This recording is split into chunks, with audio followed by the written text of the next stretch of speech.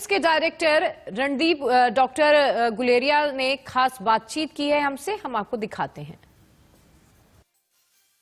इस वक्त हमारे साथ एम्स के डायरेक्टर डॉक्टर रणदीप गुलेरिया जुड़ रहे हैं। आइए उनसे बात करते हैं। सर, मेरा पहला सवाल ये है कि आखिरकार ये इमरजेंसी ऑथराइजेशन होता क्या है, इसका पूरा मतलब क्या है? अगर हम आम जनता को समझाने की कोशिश करें तो कैसे समझा पाएंगे इमरजेंसी ऑथराइजेशन के बारे में? इमरजेंसी ऑथराइजेशन जो है वो दवाइयों के लिए भी और वैक्सीन के लिए भी दिया जाता है, और ये भारत में ही नहीं ग्लोबल एक टर्म यूज की जाती है कि जब कोई पैंडेमिक हो या कोई ऐसी सिचुएशन हो जहां लोगों की जान बचाने के लिए या उस केसेस को कंट्रोल करने के लिए कोई नई दवाई या कोई नई वैक्सीन को इस्तेमाल करना हो, तो उसमें हम ये देखते हैं कि जो रेगुलेटर्स हैं, अथॉरिटीज हैं, वो ये देखते हैं कि इसमें क्या सफिशिएंट डेटा है ये कहे कि ये दवाई सेफ है, इसमें कोई साइड इफेक्ट सिग्निफिकेंट नहीं है, और इसमें कुछ डेटा ऐसा है कि ये कुछ हद तक फायदा करेगी। पूरा अभी इसमें जो हम कहते हैं कॉन्क्रीट डेटा ना हो, लेकिन उस डेटा को आने में कई महीने कई साल लग सकते हैं।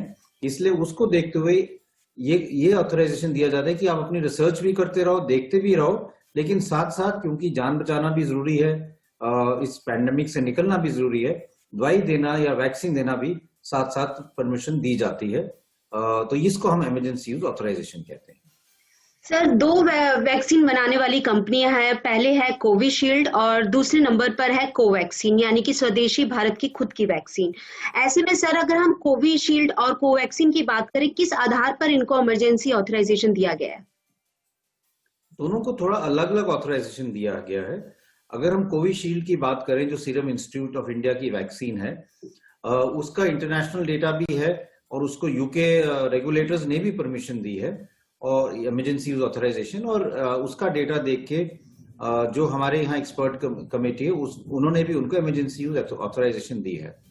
जो दूसरी वैक्सीन है कोवैक्सीन, जो अपनी भारत की खुद बनी हुई वैक्सीन है, truly make in India vaccine है, उसका जो डेटा है और अभी स्टडीज चल रही हैं, लेकिन उनका जो डेटा है उसमें सेफ्टी सिग्नल बहुत अच्छा है। और ये एक प्लेटफॉर्म जो वैक्सीन पे यूज होता है, जो हम और वैक्सीन में भी यूज करते हैं, इनएक्टिवेटेड वायरस वेक्टर वाला प्लेटफॉर्म, वो उसमें यूज किया गया है। इसलिए इसमें लोग कॉन्फिडेंट है कि ये बहुत सेफ वैक्सीन है। एफिकेसी के भी कुछ सिग्नल्स हैं, लेकिन अभी फेज 3 ट्रायल पूरे नहीं हुए हैं। लेकिन एक चीज और नई चीज आई है जो पिछले कुछ दिनों में आई है, और वो है कि एक नया वेरिएंट या म्यूटेंट स्ट्रेन जो यूके में और यूएस में बहुत ज्यादा उसके केसेस बढ़ रहे हैं, और हमारी स्थिति अभी अच्छी है क्योंकि हमारे केसेस कम हो रहे हैं, हमारे मोर्टेलिटी भी कम है।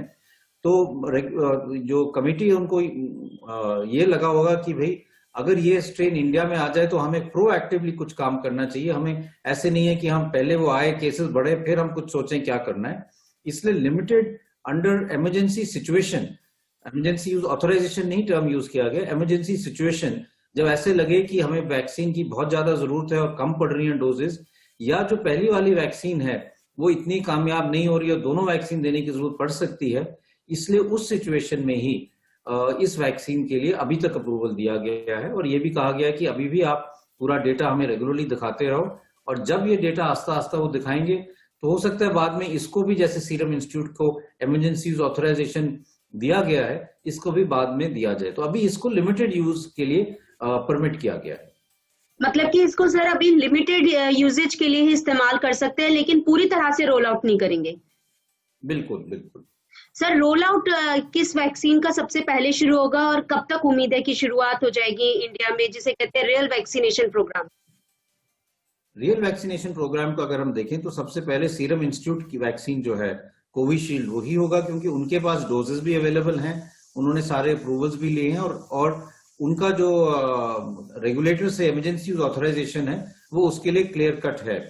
तो मेरा ये मानना है कि अगले 10 दिन या 2 हफ्ते तक हमारा रोल आउट प्रोग्राम शुरू हो जाएगा। 50 मिलियन डोजेस ऑलरेडी उनके पास रेडी है और वो देने बिल्कुल एकदम दे सकते हैं। हमने रिहर्सल कल पूरी की है सारे देश में कि वैक्सीन हम अगर रोल आउट करने तो कैसे करेंगे।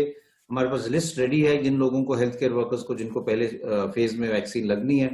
तो शुरुआत जो है वो हो सकती है, और आस्ता आस्ता जैसे जैसे हम इस शुरुआत से सीखेंगे तो हम इस पे बिल्ड कर पाएंगे, और जैसे जैसे ज्यादा से ज्यादा डोजेस अवेलेबल होंगे तो हम और लोगों को भी वैक्सीनेट कर पाएंगे। इसमें मल्टीपल साइकिल्स की जरूरत पड़ेगी, और क्योंकि 2 डोजेज हैं तो वैसे 2 साइकिल तो करने ही पड़ेंगे, लेकिन क्योंकि हमारी जनसंख्या ज्यादा है तो हर एक एरिया में हो सकता है कि एक साइकिल पे हम सारे लोगों को कवर ना कर पाए, और एक फेज्ड मैनर में सब लोगों को आस्ता आस्ता वैक्सीन लगेगी।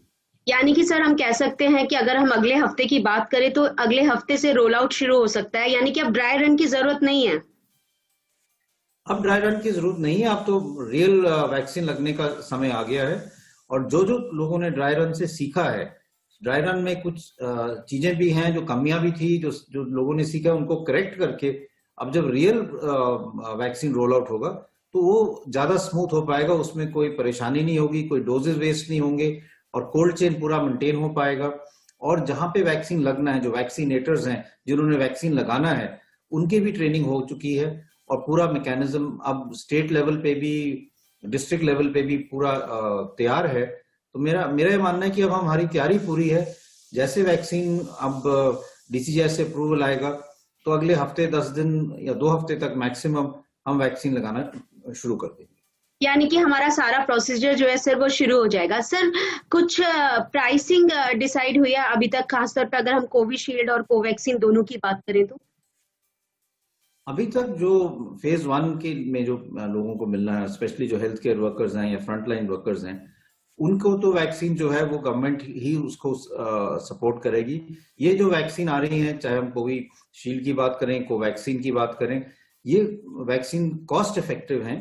अगर हम फाइजर की वैक्सीन की बात करें, ये वैक्सीन का डोज 200-300 रुपए का ही पड़ता है। जो फाइजर की वैक्सीन है उसका जो कॉस्ट है वो $20 से $30 का पड़ता है, और उसमें फिर कोल्ड चेन मेंटेन करने में भी ज्यादा खर्चा है। तो मेरा ये मानना है कि ये जो वैक्सीन है ये हमारे लिए कॉस्ट इफेक्टिव भी है, एफिकेशियस भी है। इंडियन पेशेंट्स में इसमें स्टडीज भी हुई है, तो हम ये जानते हैं कि हमारे जो पॉपुलेशन है, हमारी जो एथनिक पॉपुलेशन है, उसमें ये वैक्सीन जो है कामयाब भी है और सेफ भी है। तो कॉस्ट भी इसमें कम रहेगा जो गवर्नमेंट बेयर कर पाएगी, और बाद में भी जब ये मार्केट में आएगी तो ये लोगों के लिए भी कॉस्ट इफेक्टिव वैक्सीन होगी।